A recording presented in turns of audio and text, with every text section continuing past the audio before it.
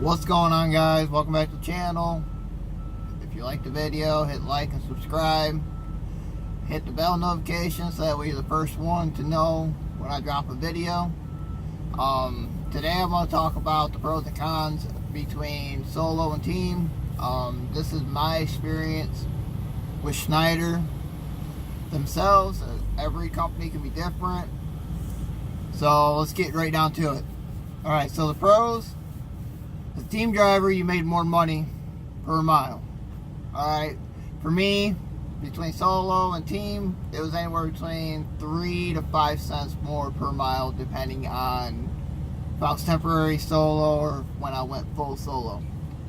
Alright, so as a team, you're constantly moving, so you're able to go coast to coast quite easier than you could as a solo driver. Now, as a team, you are less likely to do the same runs over and over again. Alright? Versus, the solo, you're going to pretty much be on a dedicated run almost, even though they consider you OTR.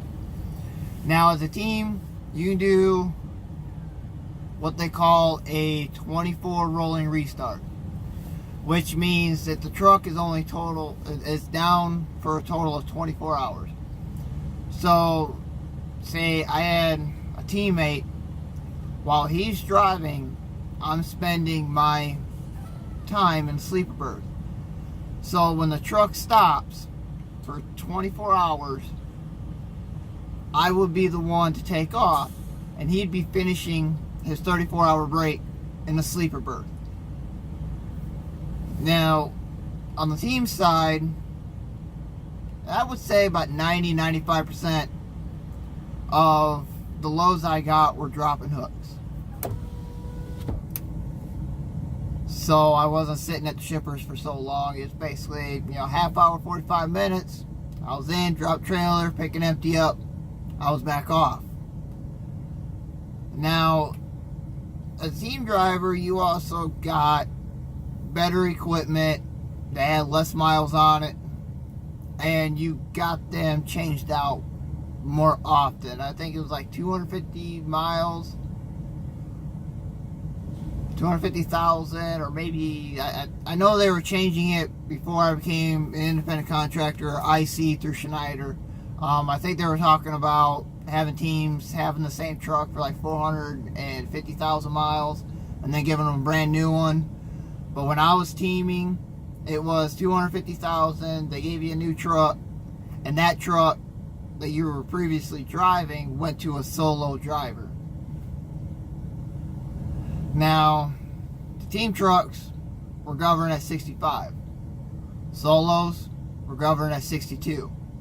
So you just slight faster truck, you're not stopping as often.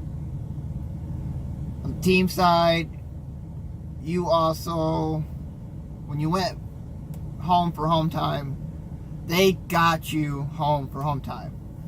Now, on the solo side of it, I'll get to that, but pretty much the planners on the solo side, they didn't really care that if they got you home on time, whereas teams, it was, either you're on that day or the day before you were at your park location or the OC or wherever it was, and you're sent home for home time. Now, here's the cons of being a team driver. You constantly have to have that trust built up, because when that other person's driving, your life is in their hands. So if they crash or whatever, as you've seen in my previous video, I think it's like 2 or 3 ago, this is why you have to pay attention. I don't know how to link the videos, I'm sorry, but if you look at my previous videos, if you watch that video, I was in the sleeper berth when that partner rolled the truck and trailer over on the side doing about 60 miles an hour. So that's a thing that you have to constantly worry about, is is that driver going to roll the truck over? Okay? Another downside is you have to have the respect of keeping the music low enough so your partner in the sleep berth can sleep, and it's not so loud that they have to open up the curtain and say, hey, you need to turn that down. Also, if you're a smoker, you really got to be teamed up with another driver that smokes. Versus a non-smoker, you have to, the same thing. You have to get teamed up with someone that doesn't smoke. You also have to deal with the truck constantly moving. So, if you're not a heavy sleeper, or get 6-7 hours of straight sleep but the truck's moving, teaming's not for you. I mean, the truck is constantly bouncing while going down the road, every bump, hill, going up and down hills, or whatever the case is. Especially if you're on 40, there's some really rough spots where you're getting bounced around. So if you can't sleep through that, you don't want a team.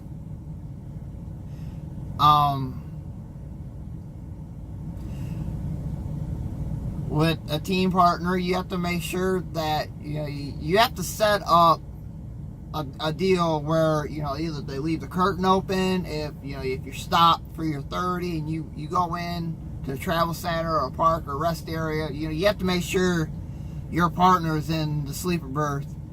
They're back there and you're not leaving them at a place.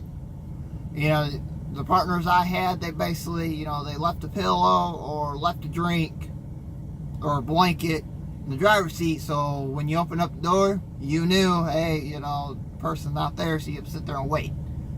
Either send them a text message or whatever, how much longer you're going to be, so if you can start your pre-trip again, or do a once over on the truck and trailer.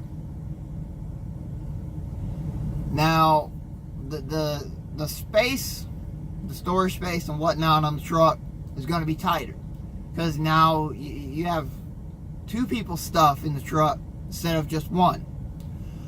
So you have to figure out, when you're on your restarts, where you're going to put the stuff. Do they feel comfortable with you touching their stuff? Some people are more picky. Don't touch my stuff. Just I'll deal with it. You got some people that do that. Believe me, I had one. I had like 6 partners in the 14 months I drove for Schneider. And no, it wasn't my fault. Just I can touch on that if you guys want me to. Just comment down below what the next video you'd like to see. With me going IC, I'm gonna be able to upload a lot more videos because obviously I'm running solo, so I can make videos without having to worry about hey, don't make a video because I'm in here. I don't want to hear them, or I don't want them to hear me type of deal. I don't have to worry about that no more. You have to worry about your partner's money. So if you're one of those people that can only run for 3-4 hours and gotta take an hour a nap, or something like that, and you're doing that constantly, you're cutting into their paycheck, because as a Schneider driver, they cut the mileage but not the pay. So say the truck in general ran 6,000 miles that week. Now you get paid your pay for 3,000 miles because they split the miles. It's not like some of these companies where they pay you for all the miles, but in reality they're only paying you like 22 cents a mile. So every company does it differently. They've got their own quirks. You have to figure out what's best for you. Driving for Schneider, when I was team, you couldn't have any passengers. You can't have family members or anything else, because there are going to only be 2 people in the truck. You can't have animals. Now, I don't know if you're a couple driving, if that's different, but I know myself, I couldn't have animals. Home time. Biggest issue was figuring out when to go home. For me, as a company driver, I wanted to go home first weekend of every month. not all people want to do that. You know, that like my last partner I had, he was a military guy. You know, he had training, which was a different weekend. It was a different weekend every month. So I couldn't really plan around that. You got to find somebody that can work with you and is flexible on their home time. Or like I did, I got to the point where I would drop him off. I'd drive the truck back to Indy, take my home time, or, you know, if I want to take home time on a different weekend, he would drop me off. He would run solo for, 2 days, come back and get me. Or he'd take a 24, call it good. Alright, so now the solo side. You're by yourself. You can have, you have a partner or family member or whatever. You can have a passenger. You have a dog, cat, whatever. You can have your own animals in the truck because you're by yourself. You control how hard you run. Now, say this week, I want to run really hard, run my hours out, do a 34, say I want to go to Phoenix, Arizona for my restart. I'd work my way down there or whatever. You tell them, hey, this is where I want to take my home time. They would do their best to get you to where you want to go to take your home time at, or do a restart, or whatever the case is. You have to tell them ahead of time, say, hey, here in a couple weeks, I want to be, Phoenix or Florida or California, wherever the case is. This is where I want to take my home time at. They would eventually route you there, so that way you could take your home time, or this is where I want to take a restart at. Schneider does really good at working with you. You're not worrying about, somebody else's money or whatever. You run as hard, run as less as you want, because, just do basically whatever you want to do, because you're captain of the ship. I want to run 300 miles today, and I'll run 500 tomorrow. Whatever the case is, like I said, you do what you want to do. Now, another pro is you listen to music, whatever type you want, listen as loud as you want, because you ain't got to worry about anybody else in the truck. For me, I've got the back two speakers on. I crank the music up. If I found what song comes on that I really enjoy, I'll reach down there and I'll crank the music up, and I'll be beating down the road. People may think you're crazy, but you found a song that you like, or a song came on the radio, or I got music on my phone. I've got it on shuffle, so it shuffles around. I've got over probably 6,500 songs on my phone, so it's not that big of a deal. And for me, I like to rock out of AC/DC. Everybody's different. I got AC/DC, Five Finger Death Punch, Disturbed, Device. You have 3 Doors Down, 3 Days Grace. So there's a lot of good songs out there.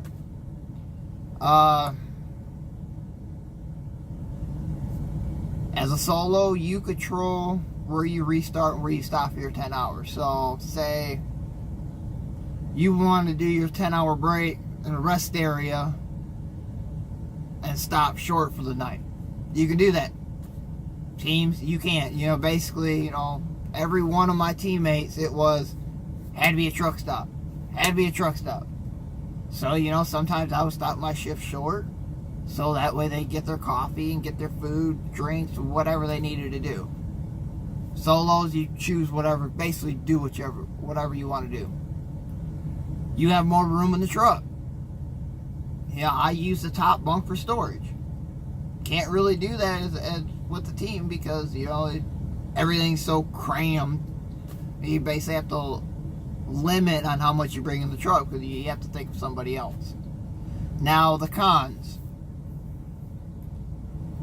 You do a lot of live loads and unloads as a solo. That's just how Schneider did it. Don't ask me why. It's mind-blowing why they do live loads and unloads strictly for solo drivers. Me personally, give it to a damn day cab. If you want to do live loads and unloads, give it to a day cab. Let them get the load, bring it back to the OC, give it to a solo driver. So that way it's considered a drop and hook. The solo driver goes to the operating center or OC terminal. And just every company calls it different. Let the solo driver come in, drop his empty, pick up a loaded, take back off. Real simple, but apparently Schneider doesn't think that way. They only think, to do whatever they want to do. As a solo, you have a choice: either control your hours, which is doing your 8.5 hours a day, run recaps every single day of the week. You have to do 34-hour resets. It's just, that's the thing. You can't get around it versus as a team, like I explained earlier.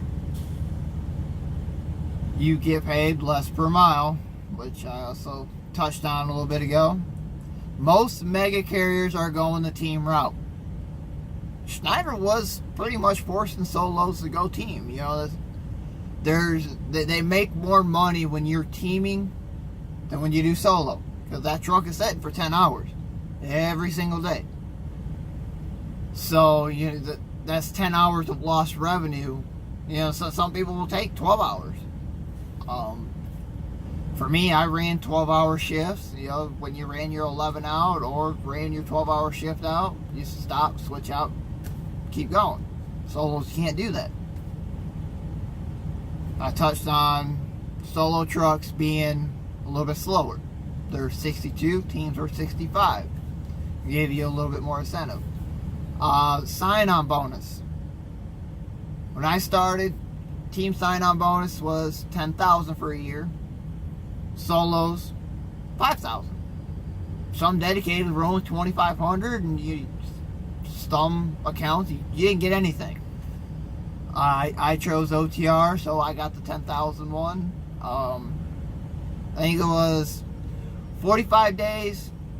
I got 2,000. 90 days was 2,000. 6 months was another 2,000, and after your year mark, it was 4,000. I don't know how they do it on solos. I'm sure they split that in half in some way, shape, or form. Your truck tends to have more miles on it. What I mean is, generally solo trucks have 300,000 plus miles on the truck. You have to drive a truck that's already been wore in, so a lot of times it doesn't ride very well.